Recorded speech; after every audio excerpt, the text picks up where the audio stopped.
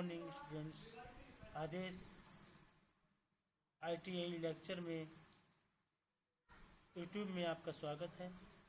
जैसा कि मैंने कल के चैप्टर में एरोहेड के बारे में बताया था, इसके बाद उसका एक पॉइंट बचा था लीडर लाइन। लीडर लाइन होती क्या है? जब हम डायमेंशनिंग करने के बाद किसी भी विशेष चीज़ को दिखाने के लिए एक लीडर लाइन का प्रयोग करते हैं, उसे हम लीडर लाइन कहते हैं।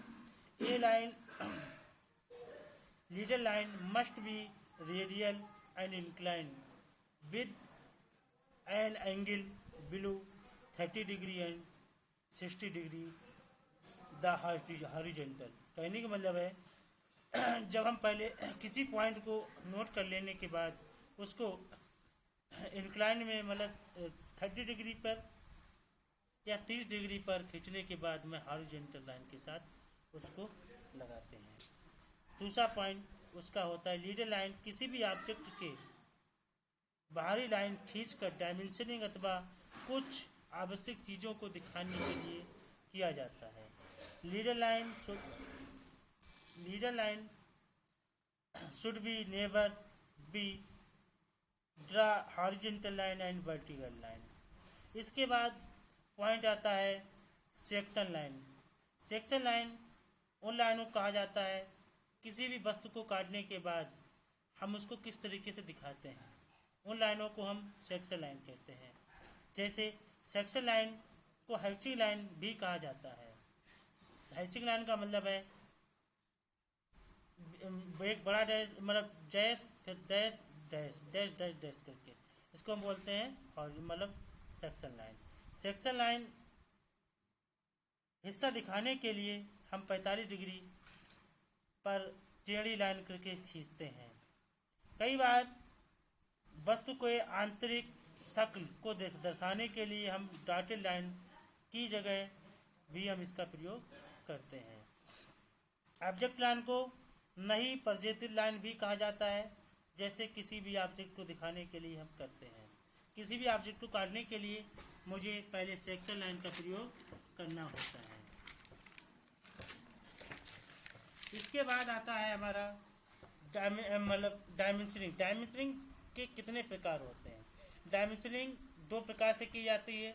नंबर एक होता है हमारा अलाइन सिस्टम, दूसरा होता है हमारा यूनिडायरेक्शनल सिस्टम। अलाइन सिस्टम जो होता है जिसे बोलते हैं सारकी पद्धति। इस पद्धति के अंतर्गत सभी विमाएँ हमेशा एक ही रेखा के ऊपर समांतर रूप से लिखी जाती हैं। इस प्रकार इस विधि के अंतर्गत विमा हमेशा टूटी हुई नहीं होती है। कहने का मतलब मेरा ये लाइन के ऊपर सीधे हम उस विमा को लिख देते हैं। सभी विमाएँ सदैव विमा रेखा के ऊपर लिखी जाती हैं। चौथा जो पॉइंट है, इस विधि के अंतर्गत विमाओं को बढ़ाने के लिए आरेख को घुमाया जाता है। कहने जो आरेख हम बनाते हैं, जिस आरेख की हम ड्राइंग बनाते हैं, उस आरेख को हम घुमा कर उस पर लिखते हैं विमा के ऊपर, जो डायमेंशन लाइन होती है उसके ऊपर। जैसा कि हम आपको एक ऑब्जेक्ट है, उस ऑब्जेक्ट को दिखाने के बाद इसको बताते हैं किस तरीके से आपको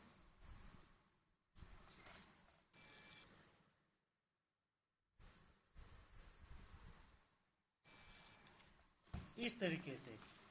दूसरा है हमारा यूनिडायरेक्शनल सिस्टम। यूनिडायरेक्शनल सिस्टम में क्या होता है, किसी भी ऑब्जेक्ट को दिखाने के लिए हम ऑब्जेक्ट को ना घुमाकर उस जो डायमेंशनिंग लाइन है उस लाइन को हम बीच में काट कर उसी के अकॉर्डिंग आपको हम लिख के दिखाते हैं।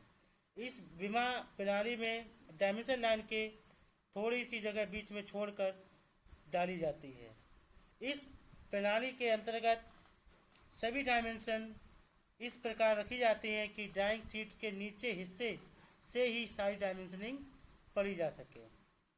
इस विधि का प्रयोग हम बड़ी ड्राइंग, जो बड़ी बड़ी ड्राइंगें होती हैं, उन ड्राइंगों को बनाने के लिए इसका प्रयोग करते हैं।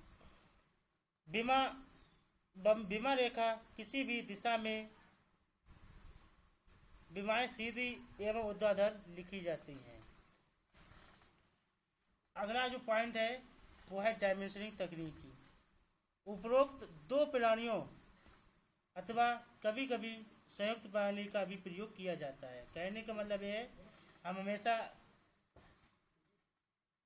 हमेशा एलाइन सिस्टम या यूनिडायरेक्शनल सिस्टम में से एक ही डायमेंशनिंग का प्रयोग करते हैं।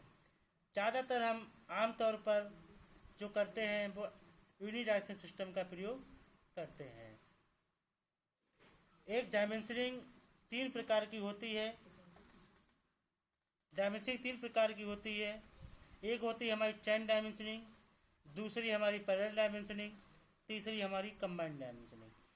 चेन डायमेंशनिंग से मतलब होता है चेन की तरह, एक कड़ी से दूसरी कड़ी को जोड़कर जो लिखते हैं उस डायमेंशनिंग को हम चेन डायमेंशनिंग कहते हैं। दूसरी होती है हमारी पैरेलल डायमेंशनिंग। पैरेलल डायमेंशनिंग वो डायमेंशनिंग होती है, हम एक विमा को दूसरी विमा के पैरेलल कहने में समांतर रखने पर हम जो डायमेंशनिंग करते हैं उस डायमेंशनिंग को हम पैरेलल डायमेंशनिंग कहते हैं। तीसरी जो डायमेंशनिंग होती है हमारी कंबाइंड डायमेंशनिंग होती है। इस डायमेंशनिंग के अंतर्गत हम चेन डायमेंशनिंग और पैरेलल डायमेंशनिंग दोनों डायमेंशनों को मिलाकर जो हम डायमेंशनिंग बनाते हैं उस डायमेंशनिंग को हम बोलते हैं कंबाइंड डायमेंशनिंग।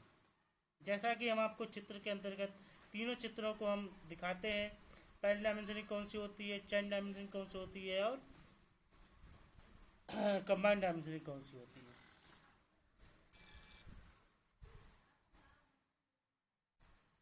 ये हमारी चेन डायमेंशनिंग, पैरेलल डायमेंशनिंग और कंबाइंड डायमेंशनिंग, तीनों डायमेंशनिंग होती है। इसके बाद हम आपके लिए आपको कल की आज यहीं पर आपका चैप्टर समाप्त करते हैं। कल हम आपको इसके डायमेंशनिंग के सिद्धांत के बारे में बताएंगे। धन्यवाद।